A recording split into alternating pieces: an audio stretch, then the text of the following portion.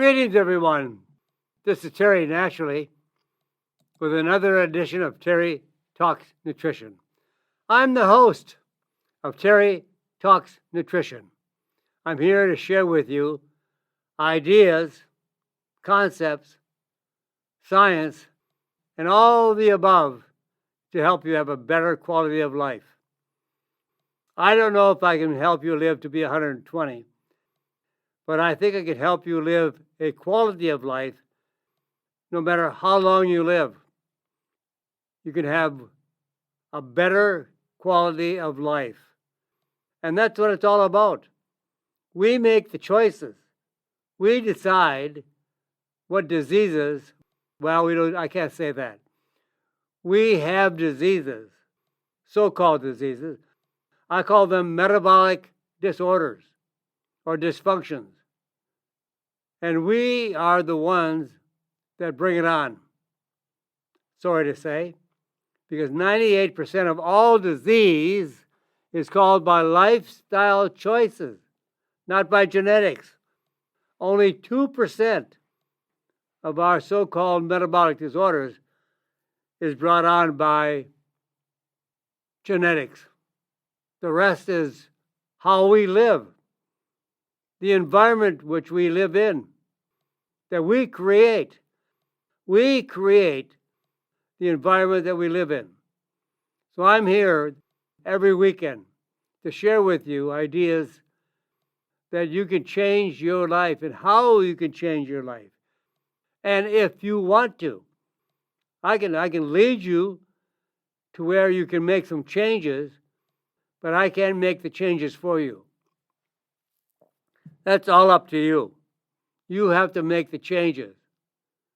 Now, it may not be pleasant. You may not want to give up some of the foods that you're addicted to, like lots of carbohydrates, a lot of sugar. I always see it on Facebook. There are people that are trying to follow a ketogenic diet, a diet that is high in protein and fat and very low in carbohydrates and sugar.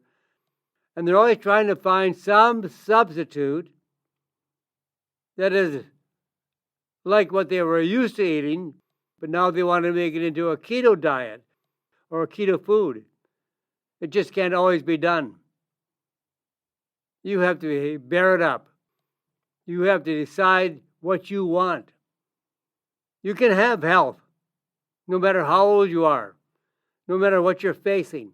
You can have better health eventually, over time. It might take 3 to 6 months. For some people, it may take a year. But you will have better health if you want to. If you want to. That means some discipline. That means giving up some foods that you are addicted to. Some foods that you really, really, really like. You may not be able to have that all the time. Occasionally, yes, but not all the time. So today I want to give you a rundown of what we're going to be talking about. One of our featured topics today is talking about dogs and how we can prevent cancer in dogs. Cancer has skyrocketed in dogs. What can we do to help them? I've got an Australian Shepherd. Had her for 16 years. She is just a sweetheart. I love her. I want to make sure that she doesn't have any side effects or any type of cancer. Now, let's talk about skinny people. Don't always get fatty liver, right? So if you're skinny, you have to worry about your liver getting fat. I would say yes, but we'll talk about it. And there is a nutrient of the day that I love called lactoferrin. Lactoferrin is a very special protein. Some call it a miracle molecule. And 2 supplements you need during the winter. What about weight gain? I should say regain weight after Ozempic. If you go off your weight's going to climb right back on, and more fat than muscle. And everybody now is talking about gut-brain axis. What does that mean? Well, your gut is hardwired to your brain. What happens in your gut affects your brain function. And how to stop, how to turn off inflammation. And don't worry about salt, worry about sodium. So let's talk about cancer prevention in dogs. The statistics in dogs have skyrocketed.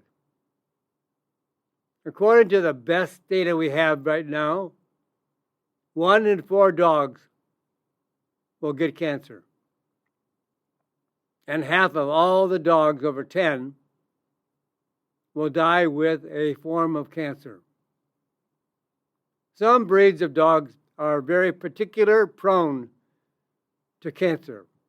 Rottweilers, Boxers, German Shepherds, Poodles, Golden Retrievers.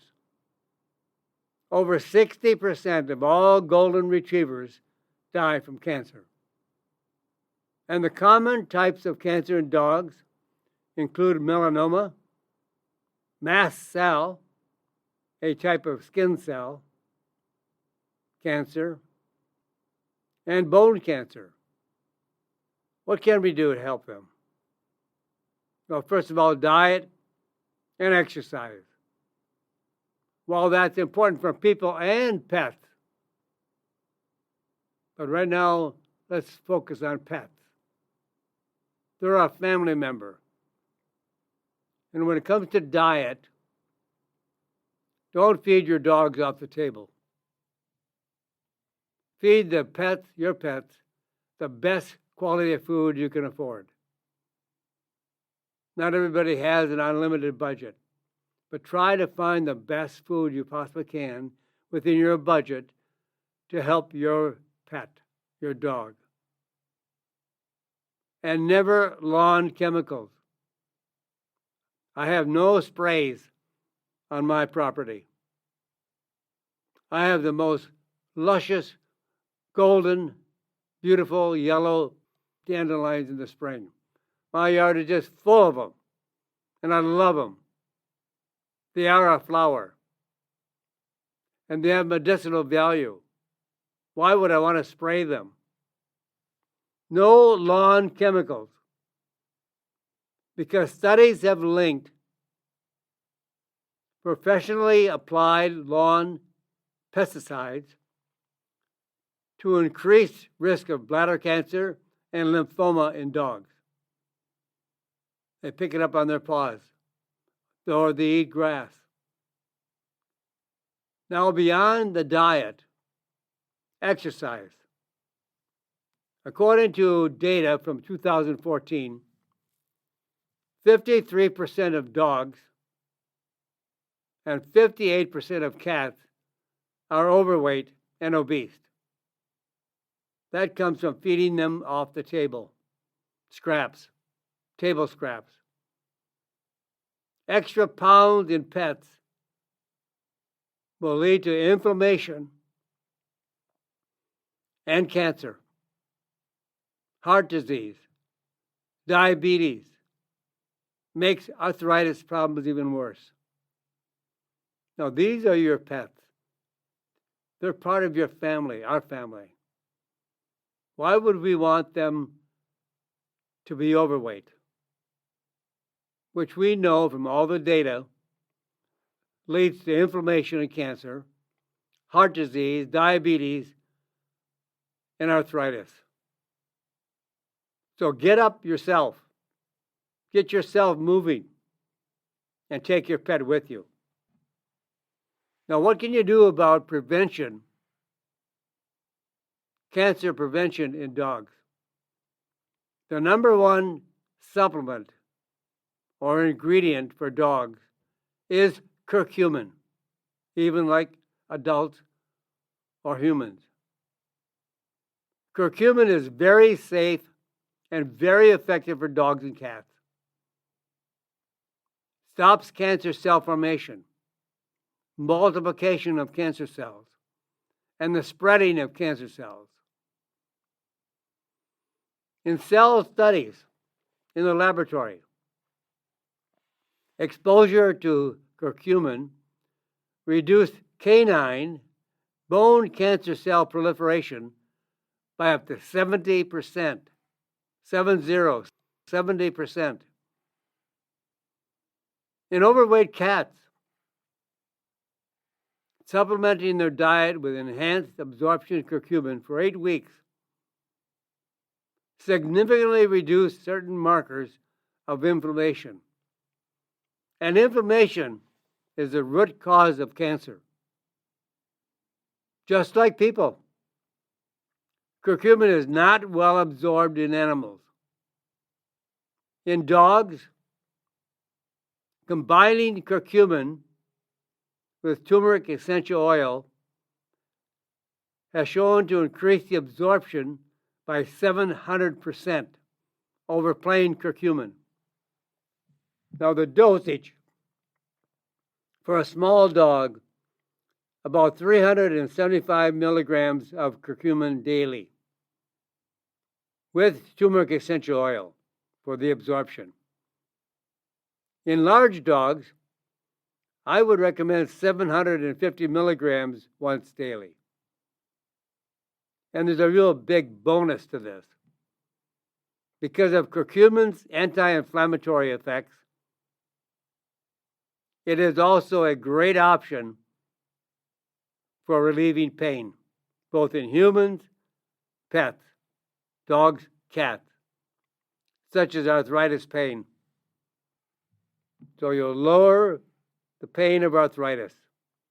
You'll reduce inflammation.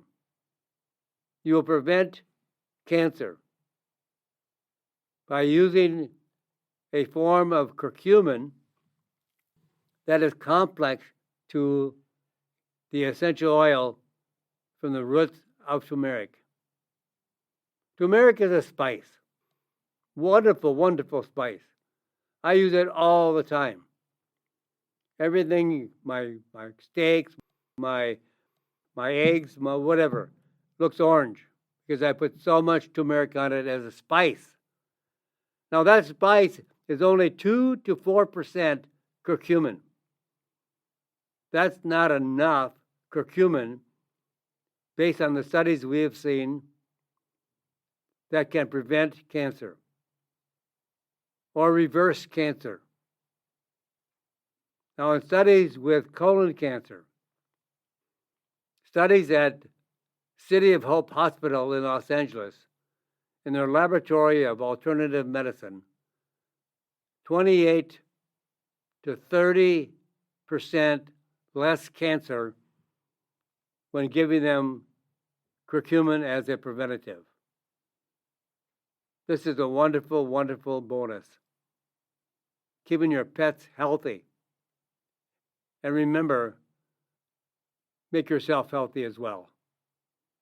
Curcumin is a prevention of cancer, a prevention of arthritis and inflammation, and 20 other indications, 20 other abnormal conditions, health conditions. It has been studied over 90 studies for the curcumin that I recommend that is blended with turmeric essential oil.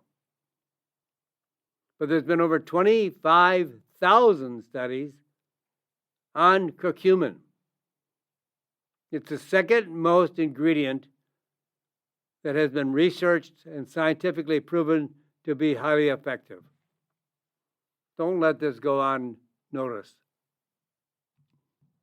Now, skinny people don't get fatty liver. Right? Wrong. People can be skinny fat, metabolically obese, normal weight, while fatty liver is usually associated with obesity. When you're fat, everything in you is fat.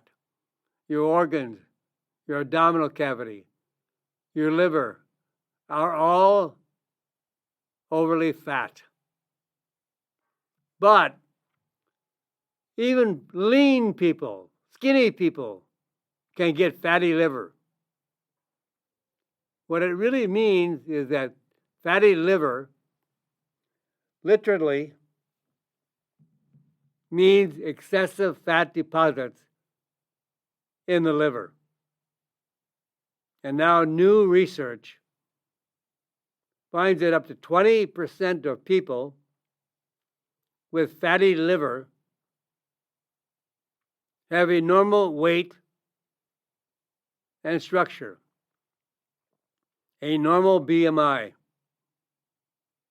If you are thin, that means thin outside. You look thin. People would consider you thin. If you look in the mirror, you are thin, but you're fat inside. You have a low percentage of muscle and a high percentage of fat. Even if your total body weight is in the normal range. In fact, fatty liver is more dangerous for thin people, for lean people. Their mortality rate is as much as 60% higher versus people with obesity and fatty liver. You can't look at yourself in the mirror and think, I'm healthy.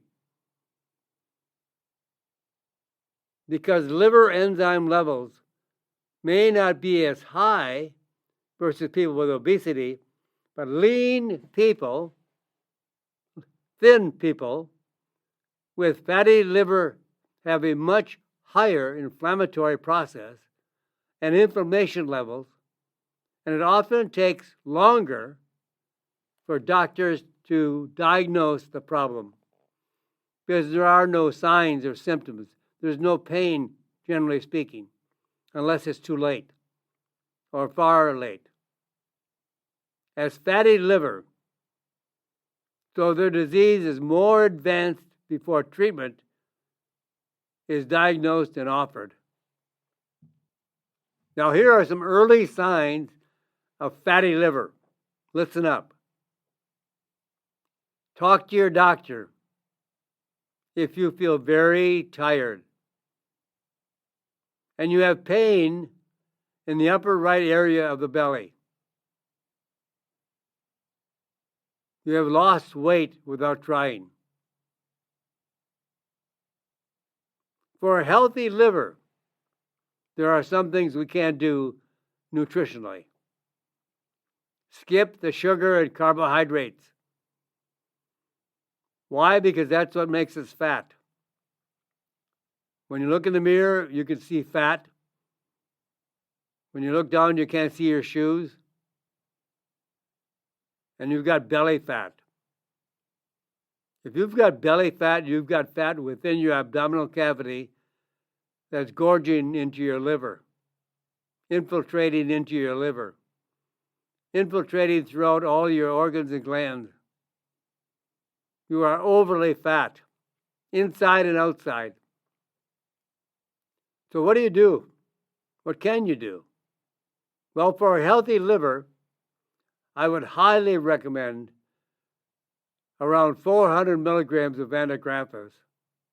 Antigraphis is one of my go-to herbs or botanicals for a variety of conditions.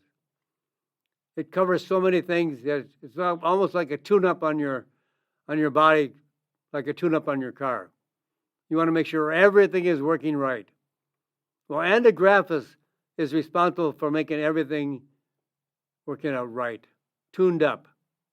400 milligrams, standardized for 20 milligrams of the key active compounds of antigraphis called antigrapholides. Also take 100 milligrams of OPCs from French grapeseed, 100 milligrams of milk thistle. Now this combination is a superior formulation. And all these three herbs work synergistically with each other. That means they work to cover all the bases. One herb can't cover all the bases.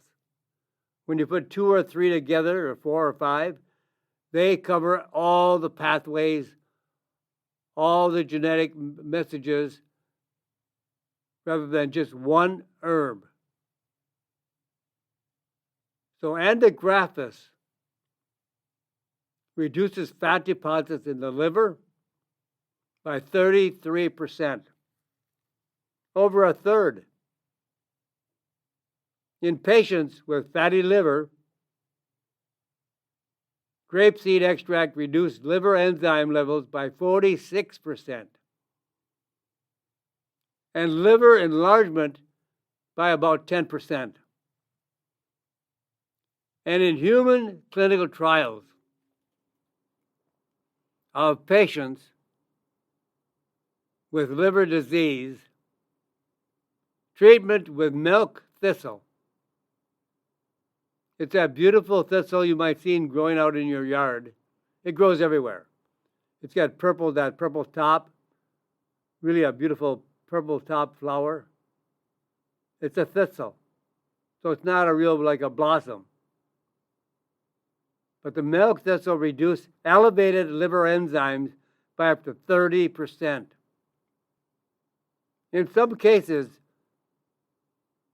returning liver enzymes to almost exact normal levels of liver function. Now, the good news, if addressed in the early stages with better diet, less sugar and carbohydrates, which convert to fat in the body, that's what makes us fat. Eating bread, pasta, cake, pretzels, candy, all the junk, refined carbohydrates, anything made from flour. Studies have shown 97% of people with fatty liver will regain. So nothing is lost here. Start over. Will regain normal liver function. It's never too late to have normal liver function if you have a fatty liver. But if you don't, take care of it now and you let it go. It may, I'm not saying it will, it may turn into liver cancer. This is the way you're going. I'm not saying you're going to end up with liver cancer. I'm saying if you don't take care of your liver, that's one of the bad things about fatty liver. It can turn into liver cancer. Now I'm going to talk to you about the nutrient of the day. It's one that I take every day. I would not want to be without it. And I'm going to give you all the information on this nutrient that is safe to take at any age. It's found in dairy, but it's extracted out of the dairy, milk, colostrum, because at a high level, it has so many wonderful nutrients, wonderful attributes, I should say, that can make you healthy again. This is a very important nutrient that we very rarely speak of. Now, I've got to take a pause here for a few minutes to air some commercials and let the station identify itself. But I'm going to be back here in about a minute. And I'm going to talk to you about lactoferrin. Lactoferrin. Lacto means milk. Ferrin means iron. Lactoferrin. It's the powerhouse nutrient in colostrum. Colostrum is the first milk produced after a baby is born, whether it's animal or human. And it contains antibodies, growth factors, and other nutrients a newborn needs to develop an immune and digestive system that works effectively.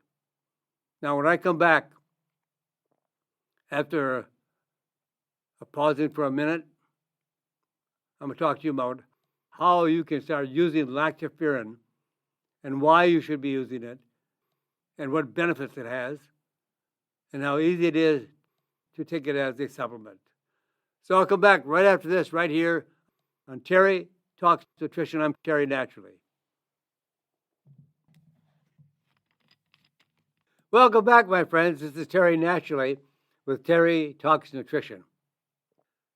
When I left the show for a few moments of commercials and allowing the station to identify itself, where you can find us every weekend, same time, same station, everything. And also, too, don't forget to go to terrytalksnutrition.com, my website. I'm with you an hour right now and every weekend. But if you go to my website, you can read all of my newsletters that I send out. If you would like to subscribe to my newsletter, I can send you a newsletter every Friday, a brand new newsletter on health and nutrition.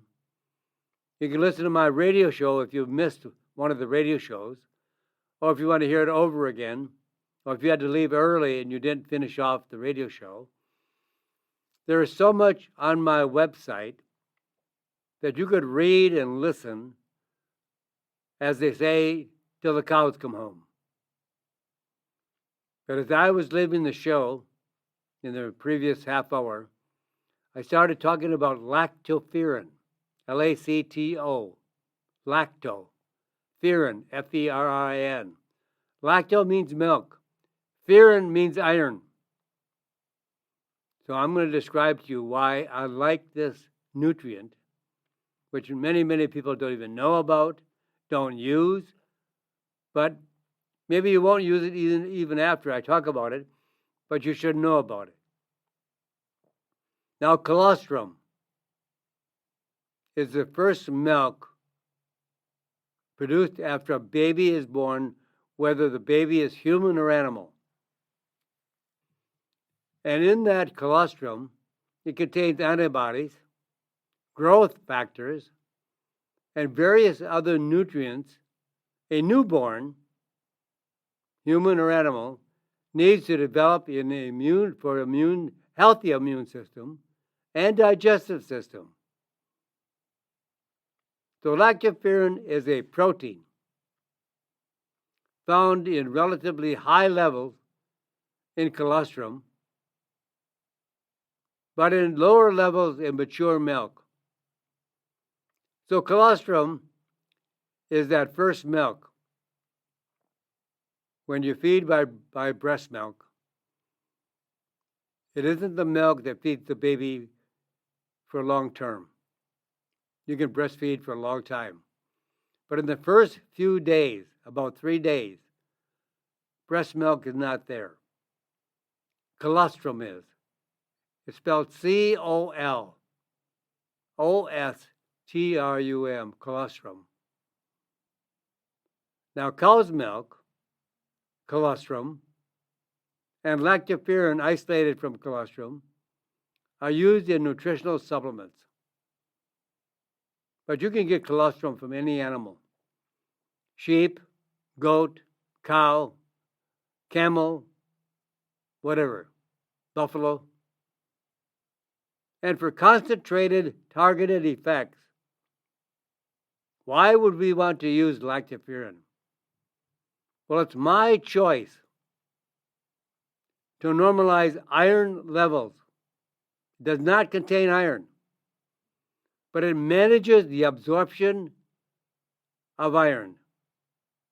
It helps iron absorption in the intestines when iron is needed,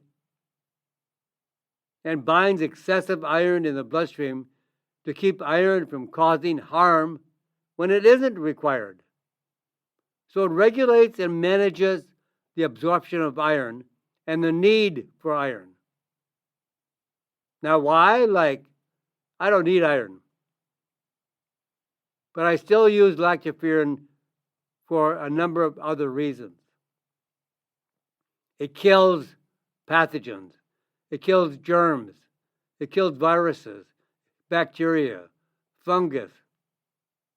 It's antiviral, antibacterial, and benefits to protect against infections like cold, flu, food poisoning, and other illnesses. It's a very powerful antiviral, antibacterial. I use it every day. The one I choose is also blended with propolis. Propolis, propolis. Propolis is collected by the bees also as an antiviral, antibacterial, antifungal. It kills all the pathogens, kills all the germs. It's antimicrobial. So how do you use lactoferrin? Well, I like it because it is such an outstanding immune product for immune benefits. The best way I like it is combined with propolis. So if you're going to look for lactoferrin, make sure that it also contains propolis. You're getting a bonus. Now, this is for the prevention and treatment of upper respiratory tract infections, viral and bacterial, the common cold, influenza, bronchitis, sinusitis, COVID-19, candida, and other fungal infections, canker sores, fever blisters, gastrointestinal problems like peptic ulcer associated with H. pylori. And it's also helpful for treating anemia, preventing obesity, lowering blood sugar, and increasing insulin sensitivity, preventing heart disease, reducing the risk of cancer, and more. And entirely safe for kids, both with propolis and lactoferrin. Absolutely no side effects. Now, if you're allergic to anything involved with the bees, I would be cautious. But I have never, ever seen anyone that had an allergic reaction or any kind of side effect based on lactoferrin and propolis. Now, the dosage I would take is 75 milligrams of lactoferrin with 75 milligrams of propolis, plus a compound called gamma cyclodextrin. This is a very powerful starch that when combined with ingredients, it substantially increases the absorption of the ingredients. It may be anywhere from 4, 5 to 10 times. In some cases, I've seen when gamma cyclodextrin was combined with some ingredients, it increased the absorption by 40 times. This is extremely valuable. Now use the lactoferrin, you can use it daily as a prevention full time of germs, viral, bacteria, or fungal. Or you can use it as soon as you feel the oncoming of a cold or flu. Now, since I mentioned flu, let's talk about 2 supplements that you can't go without during the winter months. Don't skip these supplements in the winter. Vitamin D and omega-7. Why? Well, because of a lack of sunlight and we're not outside very much, to have the sun radiate against our skin to produce vitamin D. And I don't think we have enough skin exposed to sunlight during the winter months. We're pretty well bundled up everywhere. Now, when we have a lack of sunlight and very low humidity, it can lead to depression. The winter blues, dry skin, cold and flu. Now, that's why I recommend these two important nutrients that can reduce or prevent these winter problems. Vitamin D, D3, 5,000 to 20,000 units daily. Omega-7. Now, you may have heard of omega-3, omega-6, and maybe even omega-9 and omega-5. Here, this is omega-7. Omega-7 comes from a fruit, sea buckthorn berries. The seeds do not contain omega-7. The seeds of the fruit contain omega-3, 6, and 9. But the flesh of the fruit, the flesh of the berry, contains the omega-7.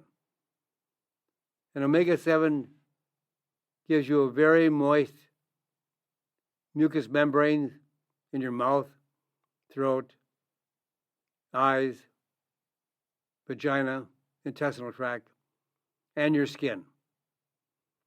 It increases the moisture content of your skin up to 48%. You could call it the skin vitamin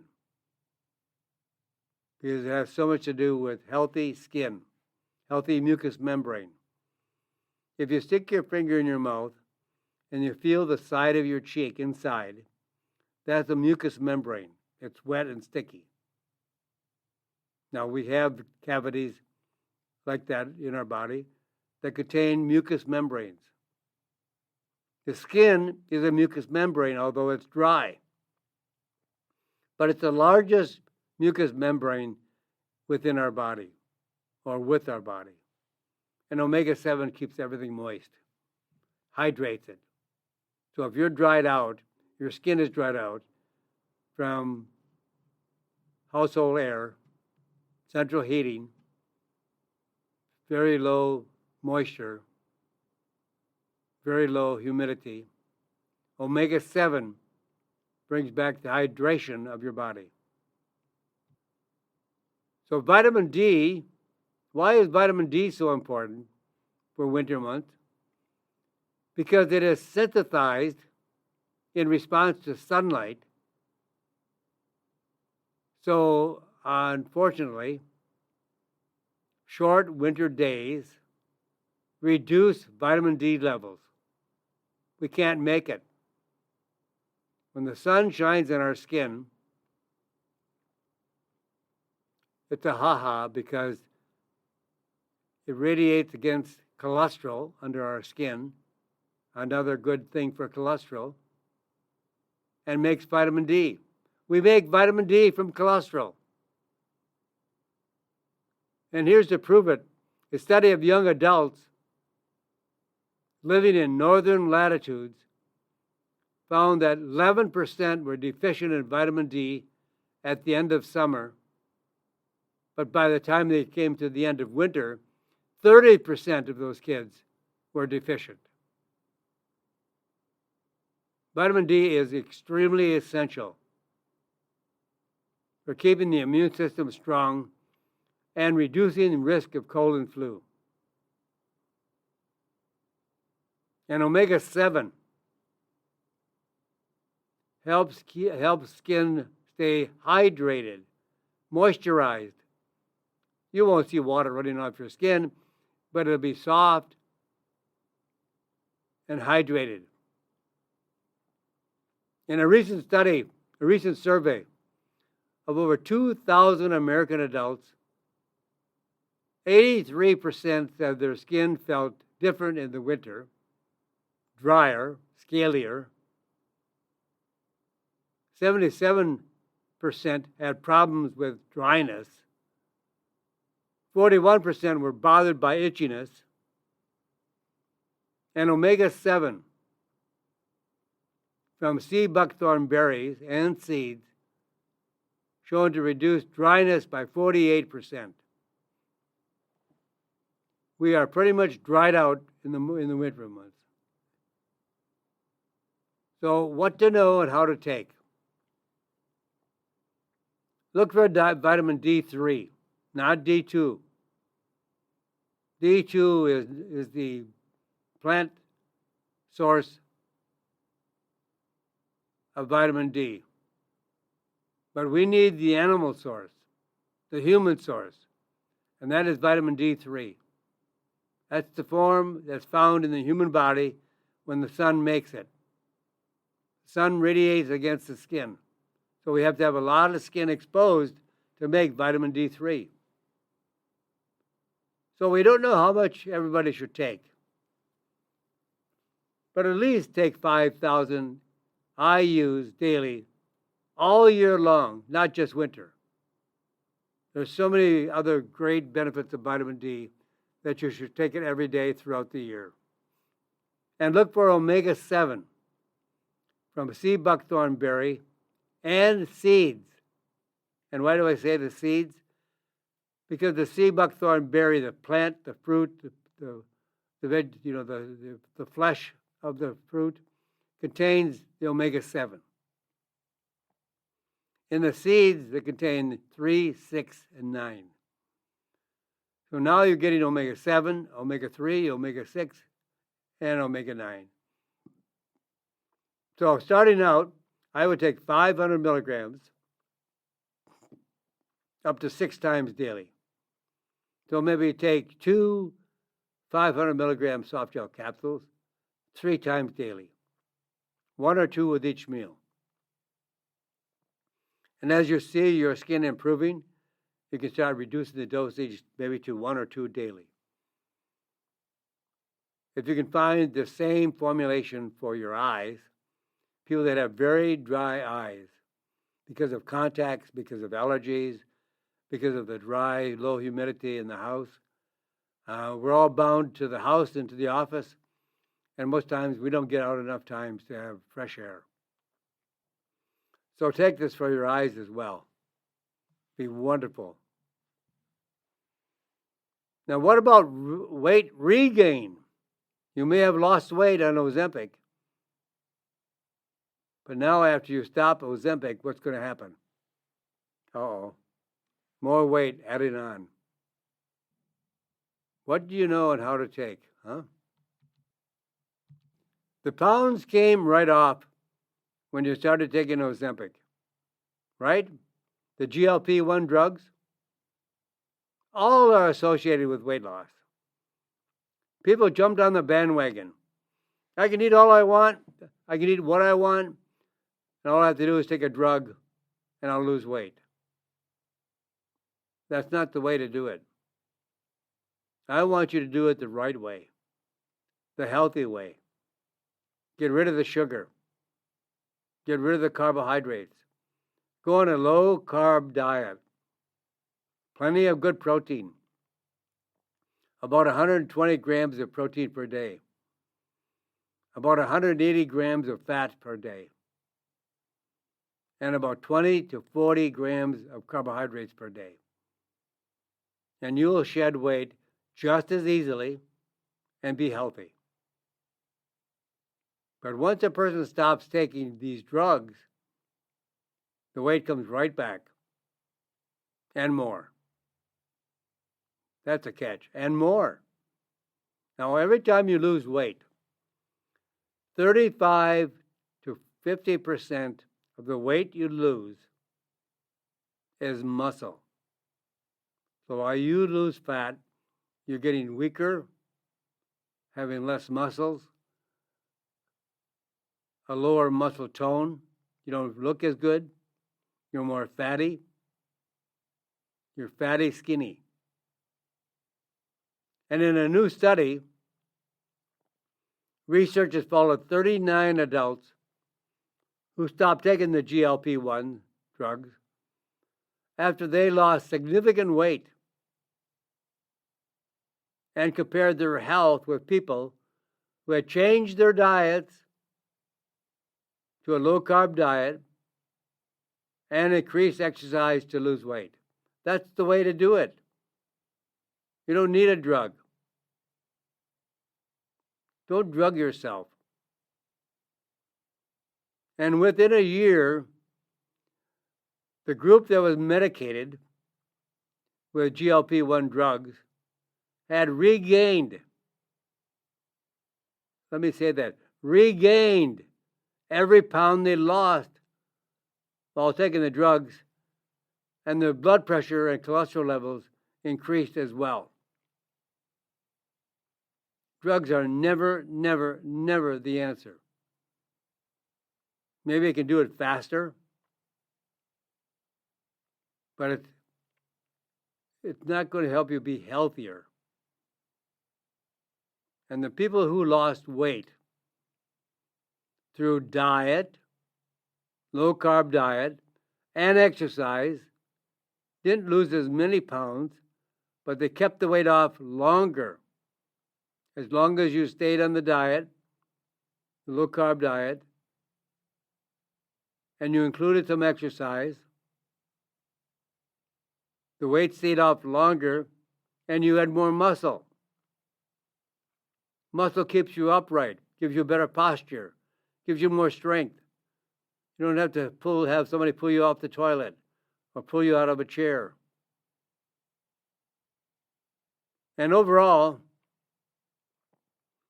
the people who quit the GLP-1 drugs, listen, regained 4 times faster the weight they lost than the people who relied on diet changes and exercise. So what does that say? You become more helpless when you go on a drug, because you're not going to stay on that drug forever. Maybe budget, maybe you just don't want to, maybe you can't afford it. There's reasons. But you don't need those reasons. You can do it yourself. Follow a low-carb diet. Find a good book. Dr. Atkins still has one of the best books ever on losing weight with a low-carb diet. There are many good books out there that will help you lose weight. And actually, when you increase fat, you lose fat.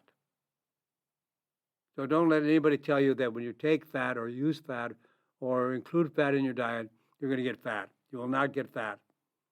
You'll only get fat when you include more carbohydrates than your body can handle. Now remember, it's not the salt. It's the sodium. News headline: cutting salt in processed foods can prevent heart attacks.